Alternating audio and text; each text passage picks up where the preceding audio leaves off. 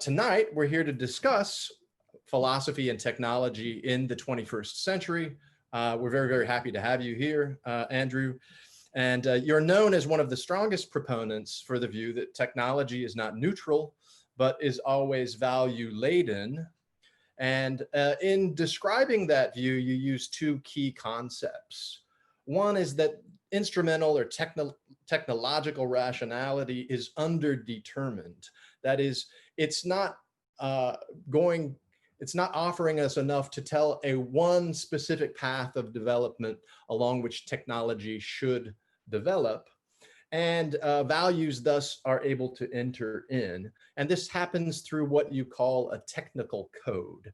So I'm wondering if you could start by helping us understand some of the ideas in your toolbox that are going to help us tonight as we approach this problem, discussing those two ideas as it's related to this idea of value-laden technologies.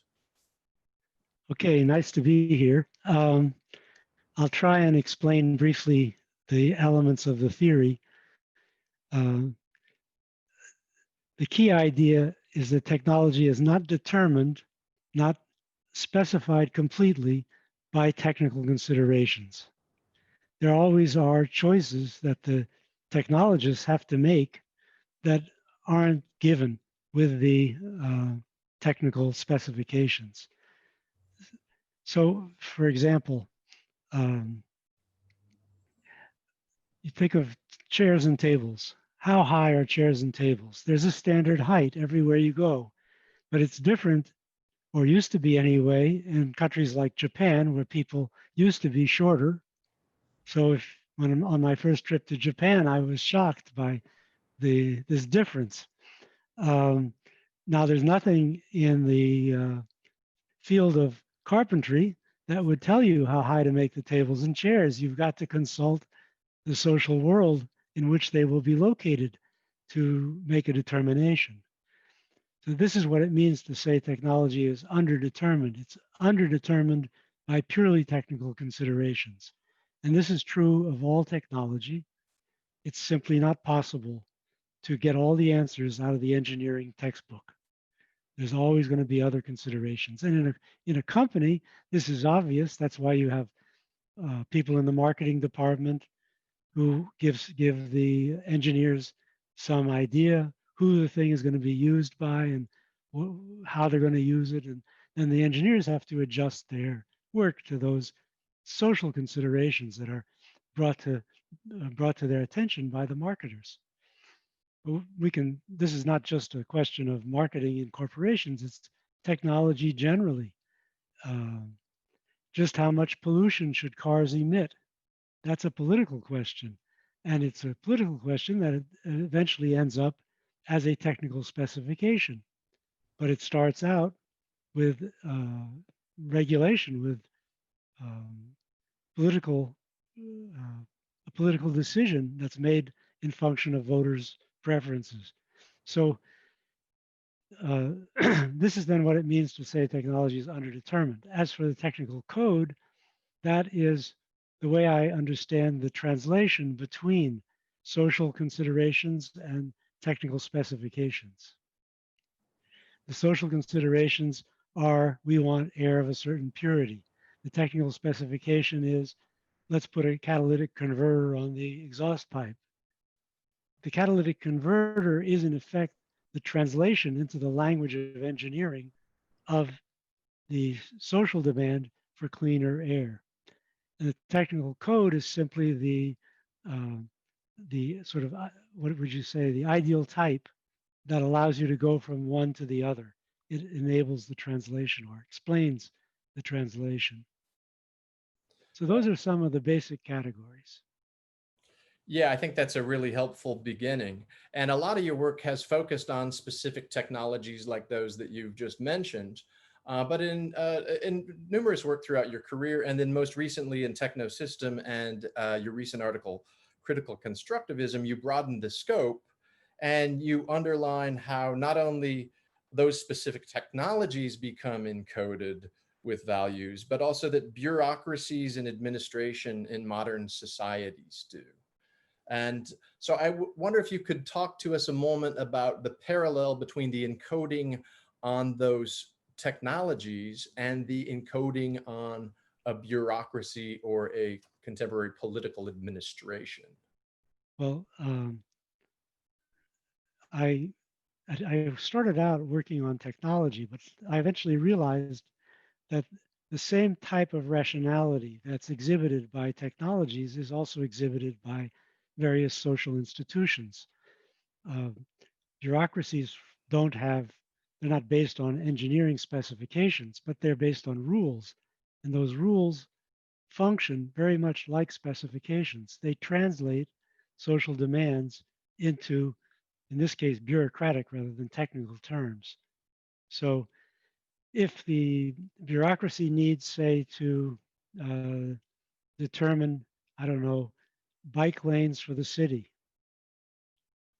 right? It's translating a uh, politically expressed desire for sustainability into uh, urban an urban transportation system. So, and bureaucracies of all kinds are busy doing this. They're transforming what are discursively expressed demands, desires, into um, terms that can be formulated as rules and enforced indifferently by whoever happens to occupy a certain place in the bureaucracy. I, I think that's really This helpful. And it ties into this idea of a techno system that is the title of your last book, where you have this broadened scope. It looks like you're beckoning back in some ways to work that influenced you early on, that of Heidegger, that of Lukács, and so on. You write of the techno system, for example, that it's no ordinary object of empirical study, it's the framework of our existence. And this sounds a lot like Heidegger's view of the Gestell, that, you know, the inframing that he thinks characterizes contemporary life, but really he thinks characterizes Western reason. That is where we reduce objects to this, what he calls the standing reserve, or looking at them as pure raw materials. Now, Heidegger's approach to that question was to poeticize life. He's beckoning back not only to a pre-modern kind of worldview, but to a pre-Socratic worldview as he sees it, because he thinks Western reason got us off on the wrong foot, moving us in this direction. Now, you're more influenced by Lukács, or I don't know, otherwise influenced by Lukács and Marcuse, for example, who see this instrumentalization of things in the modern world not necessarily as rooted in Western reason, but in capitalism in part. So I'm wondering if you would talk about that, and then what your solution is, which is like the solution of Lukács and Marcuse, not a poetic one so much as a political solution. Yes, well, Heidegger actually, I read Heidegger when I was a student before I knew who Marcuse was. Um, and then I later discovered that Marcuse had been Heidegger's student. And there's certainly a strong influence of Heidegger's conception of technology on One-Dimensional Man, Marcuse's most famous book. And the idea here is also present in Dialectic of Enlightenment of Adorno and Horkheimer's famous book. It's the notion that in modern societies, everything is regulated by instrumental reason. Everything is organized around the power to make things happen, to do things, to control things. And if that's the case, then it has an associated, I mean, on the one hand, you can say that's great. Now we have penicillin. On the other hand, we have the technical control of human beings, which goes along with penicillin. If you can do the one, then the other comes naturally. So human beings are part of reality. And if your technology allows you to control reality, it allows you to control humans. We become part of the system. This is the techno system. And we're controlled through rational means, not through coercion, not through violence, although those may on occasion be required, but for the most part, simply by following the operating manual for this, that, or the other aspect of our life, where we're subject to a kind of soft control. So this idea that's in Heidegger and also in the Frankfurt School, in Marcuse, for example, um, is a critique, a kind of quasi dystopian critique of modernity.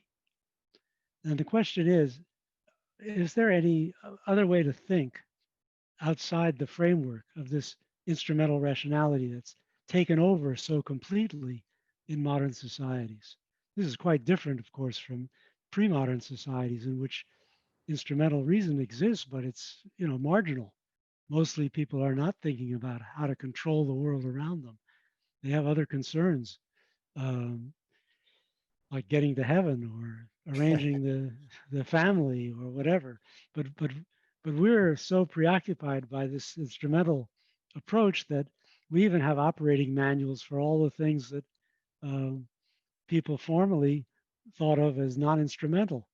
You can go to a bookstore and buy an operating manual for marriage, for divorce, for friendship, for child rearing, just about everything, even perhaps getting to heaven.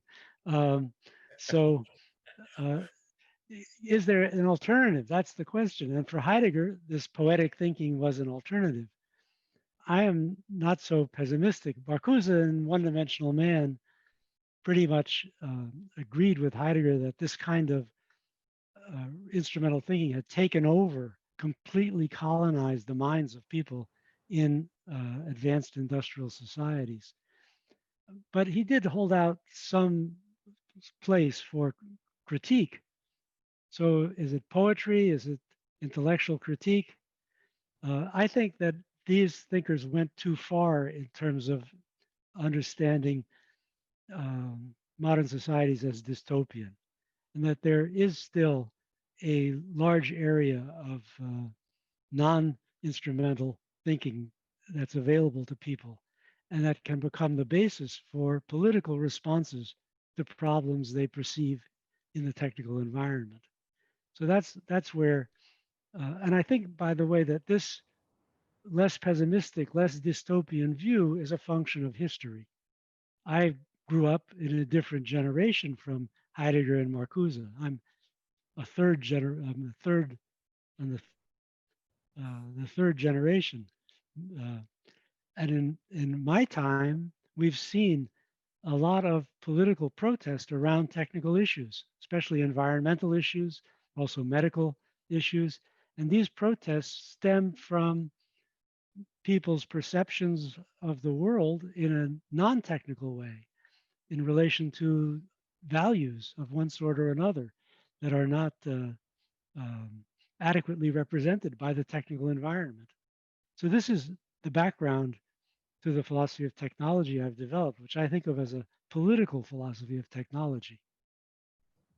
Yeah, and you've been talking already about some ideas that I had prepared as my next question, which concerns the differentiation between reason on the one hand and experience on the other. You have a book with Yeah. that title in it, but these two concepts come up again and again in your work, where you're talking about this experience in the life world, where these values are at play, and then reason, which is, well, predominantly instrumentally defined.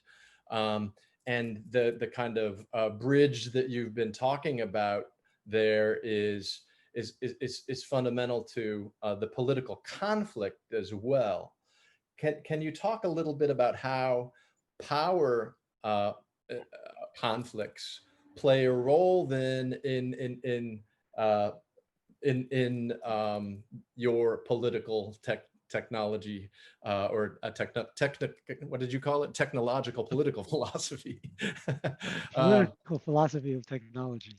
Political philosophy of technology. So on the one hand, you have been influenced by Marx on power, as well as the Frankfurt School, Lukács, and then on the other hand, Foucault. So I wonder if you would talk about reason and experience as it plays out with power conflicts in the political arena?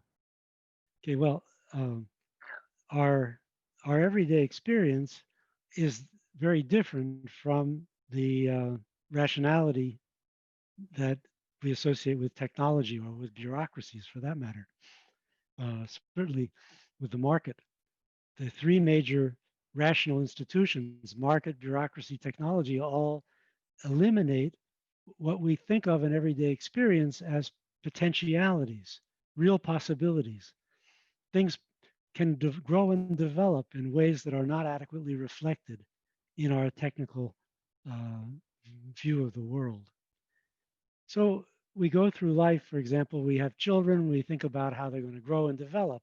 There's no technology for that. Of course, technology might play a marginal role. You know, if they get sick, you take them to the doctor. But the basic process is one which happens through human interaction, and that develops their potential. But we also have ideas about potentiality in relation to other things, not just children, but nature, social relations, social institutions, and so on. This is just the way in which natural experience works. And it was first formulated clearly by Aristotle in ancient Greece in his metaphysics. So this is a different view of the world from the technical view, but it has to interact with the technical view because you can't imagine a technology that doesn't in some ways stem from human experience and desire. It so let me just the so then the question is, how does that interaction take place? How do technical codes get established that direct the work of technologists, bureaucrats, corporations that act on the market in ways that reflect our sense of the potential in the environment that we want to favor, that we see as favorable to our life, the flourishing of our life. Um, so that has to happen through a dialogue. There has to be some kind of interaction between everyday people and their consciousness and their articulated view of what they want out of technology and the technologists who have the skills and belong to the tradition of skills that enables them to change the world technically. And that interaction can sometimes take place peacefully and friendly. Sometimes it requires a certain amount of pressure, tension, especially when there are institutions like capitalist corporations interposing themselves in between the technical experts and the lay public and biasing the operations of the experts. Um, so that's why we have protests, for example. The protest, say, for cleaner air was never about getting rid of technology. It was about getting the technology to improve the technology. But that's not something that the protesters could personally do. They needed the mediation of technical experts to do it. So there's how do you get the attention of those guys? They have a tradition of autonomy, of independence from the public. They don't want to hear from you. So you have to make a little noise. This is why there's so many protests around technology, trying to break through obstacles, both the intolerance of technical experts of uninformed opinion and the corporations or government leaders who have interests contrary to those of the public. And so we have a political, a whole domain of the public sphere that's given over to these kinds of conflicts around technology. This is the politics of technology. Yeah, that's interesting. You're highlighting on the one hand how this can happen within our political institutions as a kind of dialogue where laws are being hammered out. And then on the other hand, how the pressure of civil society is, well, sometimes influencing that or influencing people as they go back and sort of redraw administrative guidelines or technological codes and so on. I find that very, very interesting. Now, the situation we're in right now, where we're having kind of a crisis with democracy. One of the reasons that I was so attracted to your work initially was this focus you have on the democratization of technology. But you know, we have a situation right now where one of the most stable democracies in the world has massive disinformation.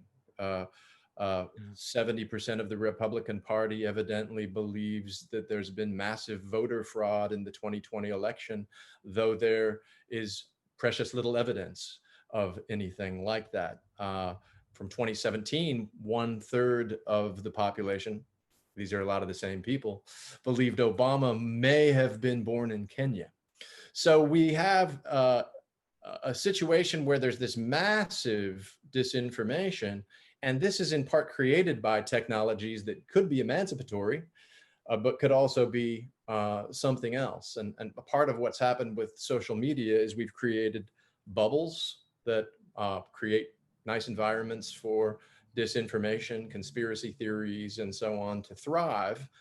I'm wondering, in light of this, and in light of the fact that, if take Louisiana, I was just reading about um, uh, the citizens of that great state who continue to vote for neoliberal governments despite Deepwater Horizon, despite saying they care about the environment, but they see there's a trade-off between jobs and the environment, and jobs are more important.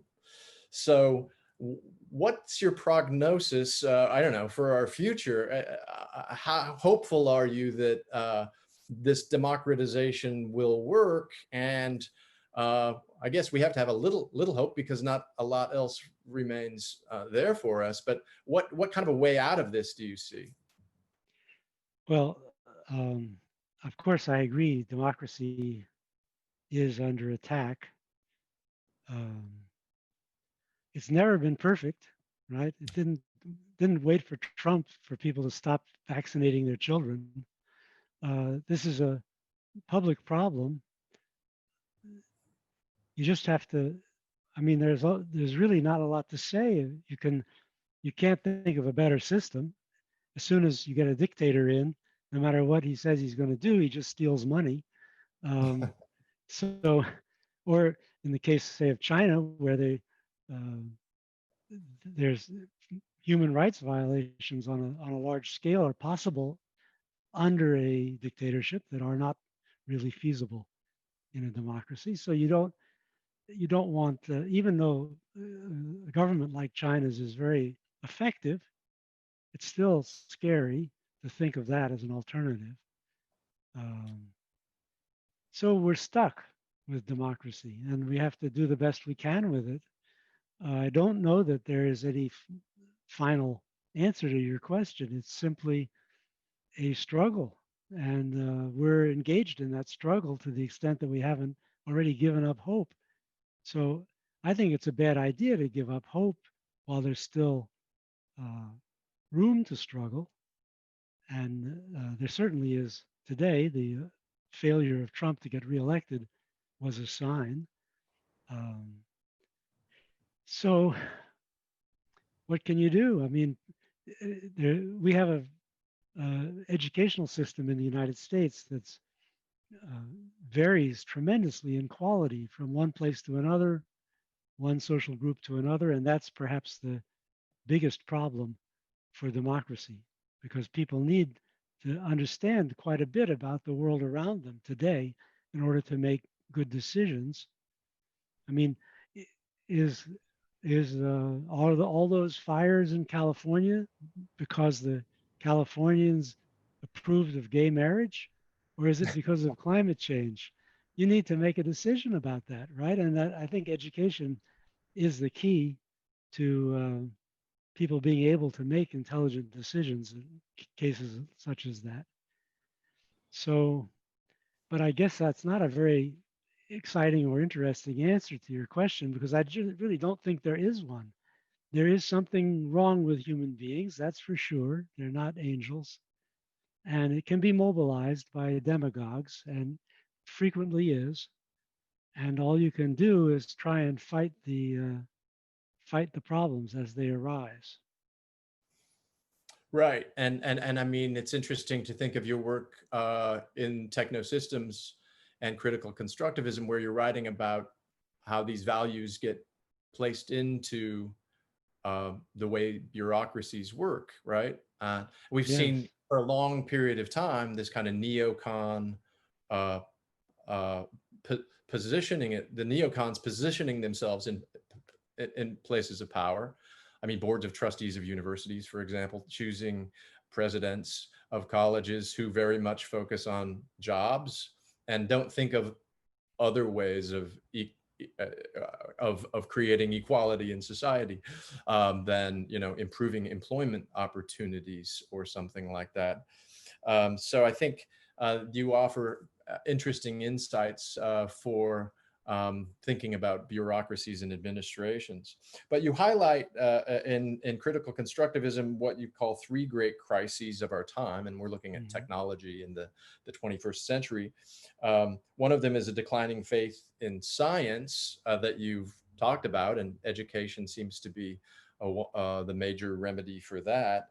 But the other is the threats to liberty with information technologies that we've been at least looking at one manifestation of. And then the other is the climate crisis.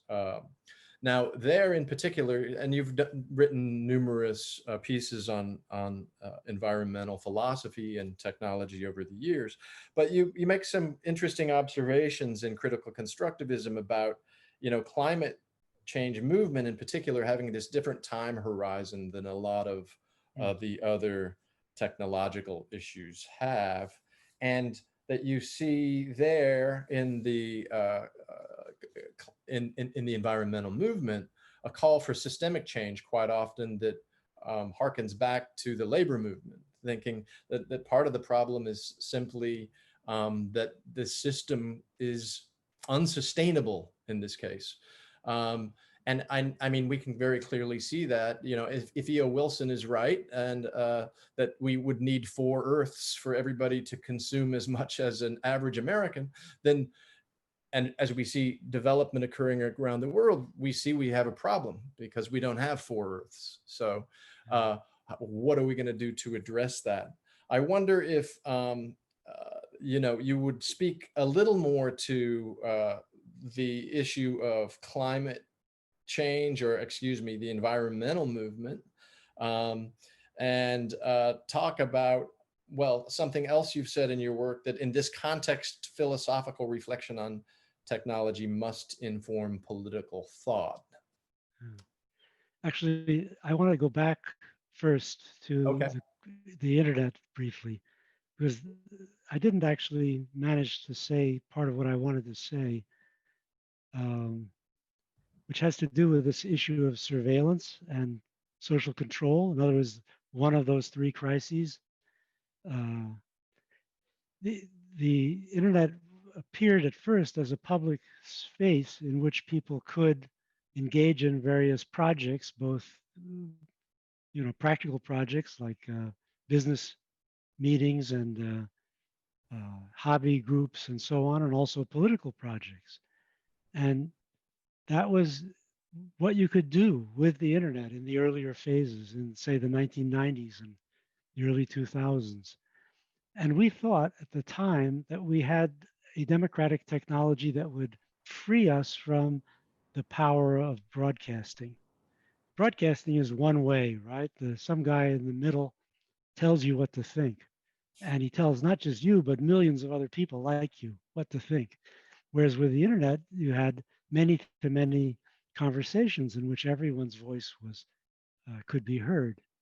You'd have interaction instead of one-way broadcasting. So that was our original sense of the importance of the internet. It took a long time for state actors, corporate actors, people who had dominated broadcasting to figure out how to dominate and pervert the internet for their purposes. But they did it. And it's a complex story how, which there's no time to go into. But the result is that now the things that we valued in the internet still go on, but The side effect of that is to provide technical resources for people who simply want to manipulate and control us. So the internet now, in some ways, is even more powerful than broadcasting because at least when they broadcast to you, you knew these bastards were after your money or your vote. Whereas now, who knows who's manipulating you? You can't tell anymore. Um, so the internet is, it's not that it is all bad. I don't go for this notion that we can define the internet. Many things happen on the internet. It's um, a very complex system that permits all kinds of different things to go on. But one of the things that's going on and that is screwing up everything else is manipulation through the exploitation of private data, private information by corporations, and then following them by governments. And that needs a reform. And in this case, it's not about education, it's about politics, it's about regulation. It has to be made illegal or technically impossible to do what these guys are doing. I think the legal control is more likely in the near future, but it is certainly within the range of law to prevent the exploitation of private data in order to manipulate people. Um, we already have an enormous amount of private data in the medical field that's safely locked away from corporate and government actors. So insurance companies can't find out what your doctor knows unless you permit them to. So we do know there are means for protecting private data, and we should just apply it to the whole realm of private data, not just to medical information. So that's some considerations that really are important for making democracy work better, which I should have really added before. We need education, and we also need control of the private data on the internet. And maybe with those two things, we can withstand the threat of Fox News to completely destroy our brains. So as for the second question, which is of course related, having to do with climate change and environmentalism, these are problems that can only be solved by technical change. Now, there is a strong current in the environmental movement that argues that it's about consumption. And certainly consumption plays a role. Um, but a lot of the goods that are delivered by consumer products could be delivered in other ways so that we would not be impoverished by changing our bad habits for good ones. So let me give an example. The automobile is a source of tremendous pollution and waste. You see these 2-3 ton monsters rolling down the freeway with one person at the wheel. So public transportation has been suggested as an alternative. It's not popular in the United States, but anyone who's visited Europe can get a sense of how impressive their system of public transportation is. People live quite well in Paris without ever driving a car for their whole lives. And they get around just fine. And they never get a ticket and they don't have to change the oil. So there are advantages too to using public transportation. So, I mean, maybe some kind of hybrid system would work best. Um, the French have been experimenting with that. Um, Little electric cars that you can take out for an hour or two, not too expensively, combined with that's when you have a lot of groceries to bring home. Um, so you can imagine technical solutions that would make a big difference in terms of the environmental impact of our consumption without actually impoverishing us or sending us back to the Middle Ages to mud huts. And I think that's the most important thing that we need to work on because we're certainly not going to uh, generate a huge constituency for voluntary poverty. That's not going to happen. What we need to do is change the technology. First of all, of course, the big technology, the big industrial technology that causes most of the pollution, power plants and uh, uh, chemical factories and so on. And then secondly, reorganize our modes of consumption in a way that's ecologically sustainable. And we need to start on this project as soon as possible, um, without worrying too much about whether we can make it work in the long run. Who knows? Who knows what we'll succeed in doing, how we'll solve these problems. But we have to at least start, and start in a big way. And I'm hoping that young people, knowing that their future is at stake, will become a powerful political voice for change. As we've already seen some evidence of this with the what is it, the Friday strikes by high school students. And so I'm hoping that this will, once the COVID thing is over and people can again think about something else, that this will become a big factor in the development of environmental politics in the future. Yeah, so I think you've made some really important points there, underlining that these two crises that we're faced with really are fundamentally also about technologies. It's about surveillance technologies, about Yeah. internet as a system that provides possibilities for disinformation, about the kinds of products we design and the effect that those products and the consumption of them has on the environment. We could also think of just how robots are replacing people in the job market, and we're going to Yeah. have more and more people globally underemployed or unemployed, and so all of those very, very important political issues are also tied into technological issues. So I think your point is well taken. I guess I will stop with one last question before we go and look at questions that have been put in the chat box. Um, Part of what you have talked about in the history of your work is how some of these issues are exacerbated by capitalism, and that is, I don't know, what we might think of as the colonization of the life world by business or something like that. But you know, politically, uh, you know, what kind of reform can we look for? I mean, you note in your book Techno System, for example, that the Frankfurt School obviously called for revolution. Reforms to the economic system were thought to be just bound to perpetuate more of the same. Um, but you highlight there the new politics of the techno system is neither revolutionary in the Marxian sense nor merely reformist, confined to minor tinkering with the established system. Would you like to conclude, I guess, by, or at least our section before we take the broader questions, with some statements about what that might look like? Well, first of all, the, the problem with capitalism is that the the range of considerations that are translated into technical um, designs is very narrow.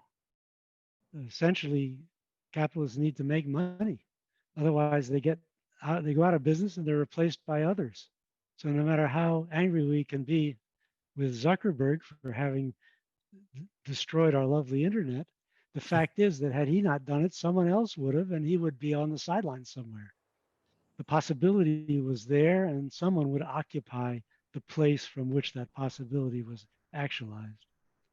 And the narrowness of his concerns, because he's trying to make money with his system, um, leaves out all sorts of things we think are important, like privacy and honest communication and so on. So capitalism has this problem, but it also has a remarkable flexibility.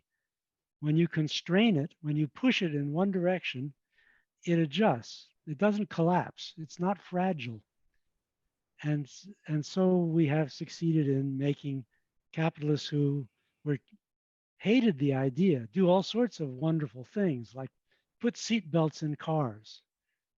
Does anyone remember that that used to be uh, absolutely prohibitively expensive, impossible? So said all the business executives from auto companies in the 1950s. Then they were forced to do it, and it turned out okay, it's no big deal. This happens all the time. They adjust and they still make money. So the question really about their adjustment to these environmental problems is, can they adjust? Because these are pretty drastic changes we're asking for. Uh, Transforming the whole energy system, um, testing all chemicals to be sure they're safe, completely changing the way in which medicine is organized in the United States. And these are huge changes. Will the system adjust? I mean, given enough time, presumably it could adjust to anything, but there's a finite time here. Essentially, one generation, all this has to happen. And if it can't be done under capitalism, then there'll be strong pressures to move to a socialist system in which capital is not privately owned, but owned by institutions that represent the public directly, politically. Now that's quite possible. That could happen. Stranger things certainly have happened than the failure of an economic system and its replacement by another one. So I'm not sure I answered all aspects of your question. There was something else that I've forgotten that you wanted me to talk about. I think you hit the main point, the main point there. I'm going to go ahead now. Thank you so much for that. I'm going to go ahead now and turn to some of the questions that are up here on in the chat. And so we'll be meandering, I guess, through some of the issues we talked about the entire time tonight, and maybe going back and forth thematically. But one question here from Jeff Shaw is looking at some of the earlier philosophers of technology. If you could identify one substantive point of agreement between Ellul and Marcuse, what would that be? I don't know if you want to take a shot at that one. Well, I think they both agreed that the reconstruction of social life and human experience around technology had dangerous consequences for things that we value at least as much as anything technology can give us, such as freedom and human dignity. Great, thank you. Here's a question from Neil Thomas. I'm wondering what you make of Shoshana Zuboff's conceptualization of surveillance capitalism. Do you see the issue as she does as a new reform of control over our collective behavior? Oh, let me see if there's a little more there. I guess that's what I have. Okay, that's good. Yeah, no, I think she's right. I used her earlier work in my earlier work, and I just wrote something on the internet just shortly before her book came out, in which I discussed some similar issues. I think, as I said earlier, the problem is to control what goes on the internet in such a way as to reduce the ability to manipulate people. And that means controlling surveillance, stopping a lot of the surveillance, reducing it to purely technical functions. And that's conceivable, that's possible. It can be done either through law or through innovations in the technology of the internet. Peer-to-peer systems are being explored by lots of people in computer science. And there are a lot of people in the world of computers who are very upset about what's happening, about the things Shoshana Zuboff has pointed out and that others have pointed out. And they're trying to figure out systems that free us from the large corporations like Google and Facebook without losing the functionalities that those corporations support. And if that's successful, then you wouldn't need legal controls because you'd have even more effective technical ones. So we're waiting to see what'll happen. Okay. A follow-up, you might have even spoken to a little bit this, but I'm going to go ahead and read the rest of his question, which I've now seen. You did speak to some of these issues. Is it more simply about monopolies? You've addressed that. What kind of policy interventions would you advocate for? And then especially to mitigate against surveillance capitalism, and how might we, this last part, I think you could speak to maybe more than you did. How might we conceptualize intervening in the technical code in light of what she is arguing? Well, yes. Right now, the the way the technology of companies like Facebook and Google is designed, it's designed to harvest private data so that it can be analyzed and used by advertisers and propagandists. And that has um, that determines a lot of the technology of the systems. They have huge server farms where they're conserving all this data and analyzing it. Mm. And that would be presumably unnecessary in a system that was not based on making money off private data. So you could imagine a very different organization of the system. It would be much more sustainable in ecological terms and humanly much better. And you'd have to, in other words, the translation of the demand of the public for privacy, assuming that such a demand emerges, into technical means would result in significant changes in the technology of the internet. Excellent. So from Sarah Jacob, I have a question. It seems the more technological society becomes, the less concerned we are with asking what I think are important Socratic questions, such as what is the best sort of human life? And instead assumes a life can have all mundane activities, manual labor of all types performed by machines will do better. Even thinking is now controlled by technology through email prompts to our sentences and so on. Considering how values play an important role in technology, how do we change this human function replacement type of technology? Also, universities are cutting programs due to financial distress. Programs being cut in Vermont are a vast number of the humanities programs that can help us reconsider these values. How can we end this vicious cycle? There's too many things in this question for me to There's a lot of remember things them in all. that question. Uh, The vicious cycle, I guess, of the in, the replacement of these life concerns of the life world by yeah, right. technological considerations, I guess. Yeah, I remember once looking at a brochure from a public relations firm that was advertising to universities uh, how to get students, and their slogan was um, "Positioning is knowing thyself." So there's so much for Socrates. So um, of course, this is a problem that Marcuse talks about. It's implicit in what Heidegger writes, or Ellul, uh, the way in which the consumer environment is organized is telling us what the good life is. So we don't need to ask those Socratic questions anymore. Just get the latest gadget. Um, and we're directed toward the activities that constitute the official good life of the consumer society.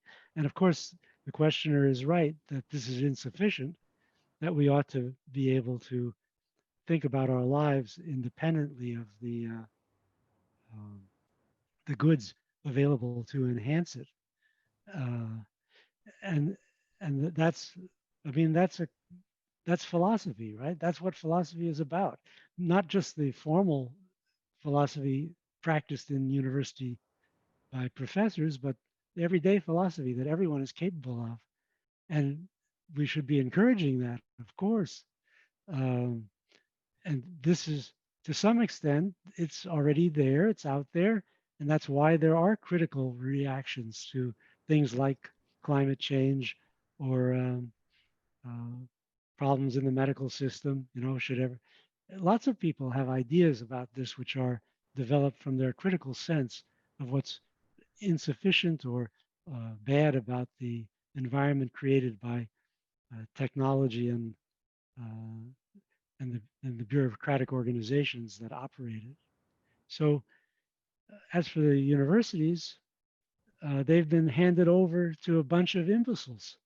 Uh, who pay themselves enormous salaries, which then means there's not enough money for the French department.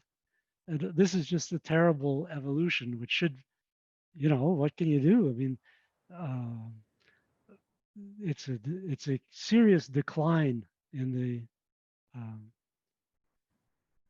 in the elites in our societies. I mean, and I see this decline in other even more dramatic areas. I mean, how is it that Volkswagen, the biggest company in Germany with 500,000 employees, could think it should cheat on the pollution control measures of the US? I mean, how could they come up with that? Or the bankers in 2008 defrauding tens of millions of poor slobs with fraudulent mortgage securities, or Boeing putting out planes that were inadequately tested and killing people. I mean, and then of course, the biggest example of all is the president of the United States. What has happened to the elites in advanced capitalist societies? They're no longer prudent, they're no longer clever, they can't engage in any really large scale project. They couldn't even get masks to people in the COVID epidemic. I mean, what the hell is going on here?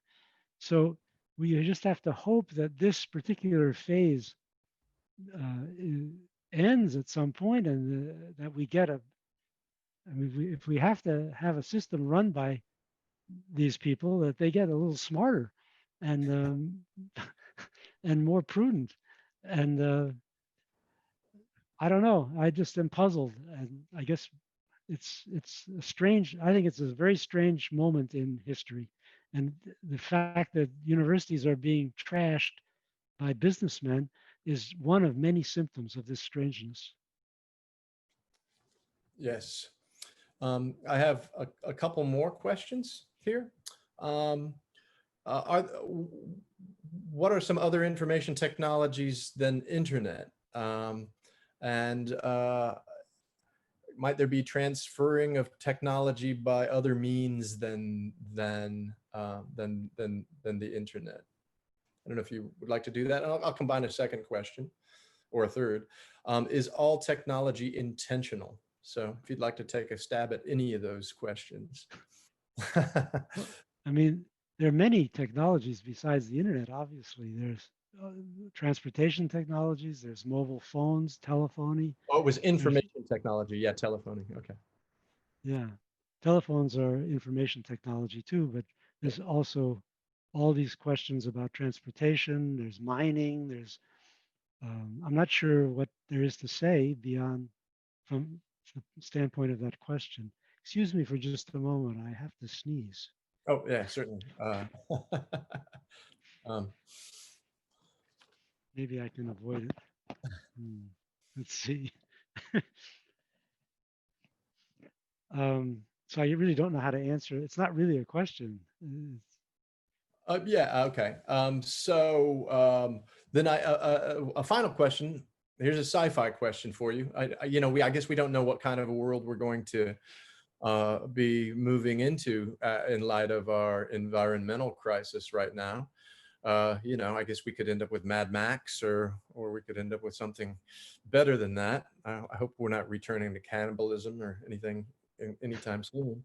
But here's the sci-fi question. How would you describe a future blending of nomadic and civilized forms of life on our planet and possibly beyond? So that's our final question. If you'd like to take your Okay. attempt at being a futurist. I'm very skeptical about other planets because of the problem of radiation. We are lucky to have an ionosphere that protects us from cosmic radiation. Otherwise, our genetic operations would be in chaos all the time. Yeah. And I don't see how this problem is solvable, really. Conceivably, you could imagine, I don't know, I guess in a very distant future, you could imagine um, huge artificial satellites big enough to assemble rockets that had thick lead shields to protect from cosmic rays. But I don't know. All this seems to me, this is Elon Musk, you know. I mean, give me a break. The guy is great for automobiles, but I'm not going to bet on him getting anyone to Mars anytime soon. As for nomadism, that already exists, doesn't it? People move around an awful lot. Americans, especially, of course, because that's in our tradition. And now with the huge migrations taking place caused by wars and drought and so on, the number of people with fixed abode is in continual decline. So if no, by nomadism is meant simply the fact that people move around a lot rather than being stuck in one place, it's definitely happening and on an ever larger scale. And it seems to work pretty well. Um, they've admitted millions of immigrants into Europe in recent years, and they, for the most part, they're integrating. And Americans have been traveling around from one part of the country to another forever, and that seems to work very well.